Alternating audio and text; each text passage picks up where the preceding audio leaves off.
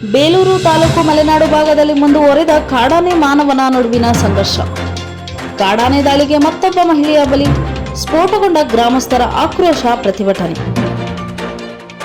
ಬೇಲೂರು ತಾಲೂಕಿನಲ್ಲಿ ಮುಂದುವರೆದ ಕಾಡಾನೆ ಮಾನವನ ನಡುವಿನ ಸಂಘರ್ಷ ಮುಂದುವರೆದಿದ್ದು, ಕಾಡಾನೆ ದಾಳಿಗೆ ಮಹಿಳೆ ಬಲಿಯಾಗಿರುವ ಘಟನೆ ಹಾಸನ ಜಿಲ್ಲೆ ಬೇಲೂರು ತಾಲೂಕಿನ ಅಂಕಿಹಳ್ಳಿ ಗ್ರಾಮದಲ್ಲಿ ನಡೆದಿದೆ. 45 ವರ್ಷ ವಯಸ್ಸಿನ ಚಂದ್ರಮ್ಮ ಕಾಡಾನೆ ದಾಳಿಯಿಂದ ಸಾವನ್ನಪ್ಪಿದ ಮಹಿಳೆ.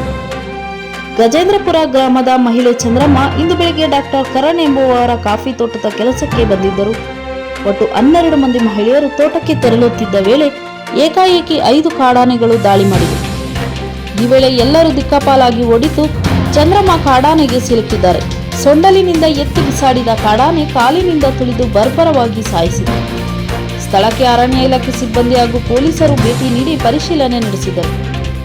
ಇನ್ನು ಮೃತದೇಹ ಮೇಲೆತ್ತಲು ಬಿಡದ ಸ್ಥಳೀಯರು ದಿಢೀರ್ ರಸ್ತೆ ತಡೆದು ಪ್ರತಿಭಟನೆ ನಡೆಸಿದರು.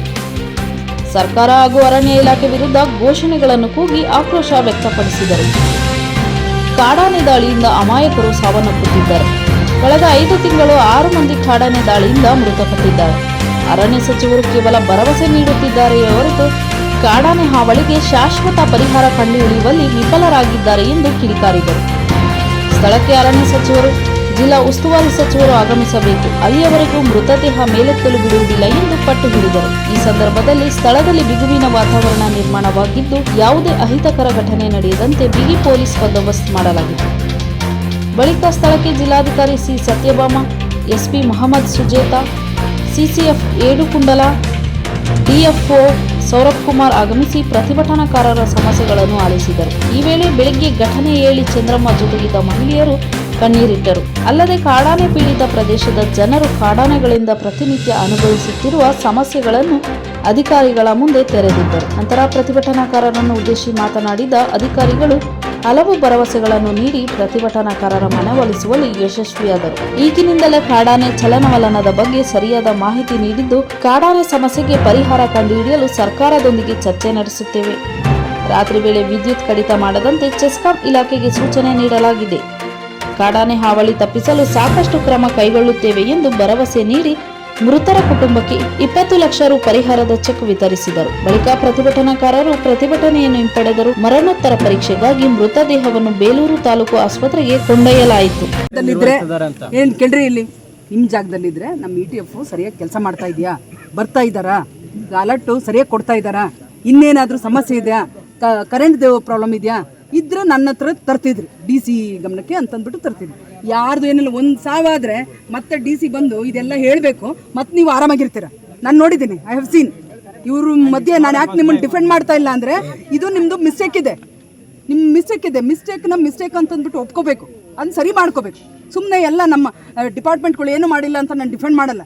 ನೀವು ಕರೆಕ್ಟಾಗಿ ಅವ್ರು ETF ಅವ್ರಿಗೆ ತರಬೇತಿ ಇಲ್ಲ ಪಾಪ, ಅವರು ಹೊರಗೊತ್ತಿಗೆ ಅವ್ರು ಹೆಂಗೆ ಮಾಡ್ತಾರೆ, ಅವ್ರನ್ನ ಸರಿಯಾಗಿ ಅವ್ರನ್ನ ಗೈಡ್ ಮಾಡೋಣ, ಇದು ಹಿಂಗೆ ಅಂತಂದ್ಬಿಟ್ಟು ನೀವು ಹೇಳಬೇಕಲ್ವಾ. ಹೇಳಿದ್ರೆ ಸ್ವಲ್ಪ ಸಾವು ನೋವುಗಳು ಕಡಿಮೆ ಆಗುತ್ತೆ. ಅದು ಕೈ ಮೀರಿದ್ರೂ ನಾವು ಹೇಳ್ಕೊಬೋದು, ನೋಡಿ ನಾವು ಇಷ್ಟೆಲ್ಲ ಕೆಲಸ ಮಾಡಿದ್ದೀವಿ ಅಂತ. ಕೆಲಸನೇ ಮಾಡಿದೆ ಬಂದು ಎಲ್ಲ ಡಿಫೆಂಡ್ ಮಾಡಿ ಪಾಪ ಹೋಗೋರು ಯಾರು, ಬರೀ ಕೂಲಿ ಕಾರ್ಮಿಕರ್ರಿ. ಅಲ್ಲೆಲ್ಲ ನಾವು ನೋಡಿದ್ವಿ, ಅನಿಲ್ ಯಾರು, ಅನಿಲ್ ಕೂಲಿ ಕಾರ್ಮಿಕ, ಅವ್ರು ಯಾರು, ವಸಂತ ಯಾರು, ವಸಂತ ಕೂಲಿ ಕಾರ್ಮಿಕ.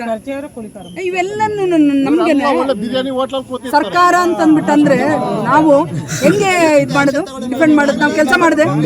ಇದು ಆನೆ ಮೃತಪಟ್ಟಿದ್ದಾರೆ. ನಮಗೆ ಸ್ಥಳೀಯ ಅಧಿಕಾರಿಗಳು ಯಾರು ಬಂದು ಇದು ಮಾಡ್ತಾ ಇಲ್ಲ, ETF ಕಂಟ್ರೋಲರ್ ಯಾರು ಬರ್ತಾ ಇಲ್ಲ. ಆಮೇಲೆ ನಮಗೆ ಮೆಸೇಜ್ ಕೊಡಲ್ಲ, ನಾವು ಯಾವ ತೋಟ ಹೇಳಬೇಕು ಆ ತೋಟದವರು ಬಂದು ಹೇಳಿದ್ರು ಬರಲ್ಲ. ಈಗ ನಮಗೆ ಇದಕ್ಕೆ ಸಂಬಂಧಪಟ್ಟ ಅಧಿಕಾರಿಗಳು, ಫಾರೆಸ್ಟ್ ಆಫೀಸರು, DC, ತಹಸೀಲ್ದಾರ್, ಪ್ರತಿಯೊಂದು ಆಫೀಸರ್ಗಳು ಬರಬೇಕು. ನಮಗೆ ಅವರು ಮಾಹಿತಿನೇ ಕೊಡ್ತಾ ಇಲ್ಲ. ETF ಕಂಟ್ರೋಲ್ ಫಾರೆಸ್ಟ್ ಮಿನಿಸ್ಟರ್ ನಮಗೆ ಮೇನ್ ಬರಬೇಕು. ಇದು ಒಂದಾಗ್ತಾ ಇಲ್ಲ. ಇಲ್ಲಿ ಒಂದು ಕಡಿಮೆ ಅಂದ್ರೆ 5 ಆಗಿದ್ದಾವೆ. ಹಿಂಗೆ ಮುಂದೆ ಹೋಗ್ತಾ ಇದ್ರೆ ಇದು ಸುಮಾರು ಆಗ್ತವೆ. ಇದಕ್ಕೂ ನಮಗೆ ಕರೆಕ್ಟಾಗಿ ಒಂದು ಸರ್ಕಾರದ ಕೊಡಬೇಕು. ಅರಣ್ಯ ಸಚಿವರೆಲ್ಲ ಬರಬೇಕು, ಅರಣ್ಯ ಸಚಿವರು ಬರಬೇಕು, ಈಶ್ವರ್ ಖಂಡ್ರೆ ಇದ್ದಾರೆ ಏನಿದ್ರೆ ಅವರು ಬರಬೇಕು. ನಮಗೆ ಇಲ್ಲಿಗೆ ಮೆಸೇಜ್ ಕೊಡೋದು ನಮಗೆ ETF ಕಂಟ್ರೋಲರು ಆರಾಮಾಗಿ ಬಂದು ಬಿಕ್ಕೋಡಲ್ಲಿ ಟೀ ಅದ್ರಲ್ಲಿ ಕುತ್ಕೊಂಡು ಅಲ್ಲಿ ಅಂಗಡಿ ತಗೊಂಡಿರ್ತಾರೆ. ಒಂದು ಹೇಳ್ಬೇಕು, ಬೇಜವಾಬ್ದಾರಿ ಒಂದು ಹೇಳಿದ್ರು ಬಂದು ವಿಘ್ನ ಮಾಡಲ್ಲ. ಅವ್ರು ಬರ್ಬೇಕು ನಮ್ಗೆ ಅಧಿಕಾರಿಗಳು. ಒಬ್ಬರೇ ಒಬ್ರು ಫಾರೆಸ್ಟ್ ಕಂಟ್ರೋಲರು ಇಲ್ಲಿ ಬಂದ್ಬಿಟ್ಟು ಏನಾಗಿದೆ ಅಂತ ಹೇಳಿ ಬಂದಿಲ್ಲ. ಒಬ್ರು ಡ್ರೈವರ್ ಬಂದ್ಬಿಟ್ಟು ಬರೀ ಜೀಪ್ ನ್ಯೂಸ್ ಹೋಗಿದ್ದಾರೆ. ಅವರು ಎಲ್ಲ ಬರಬೇಕು ಇವತ್ತು. ಮೆಂಡು ನ್ಯೂಸ್ ನೆಟ್ವರ್ಕ್, ಸತ್ಯದ ಕನ್ನಡಿ.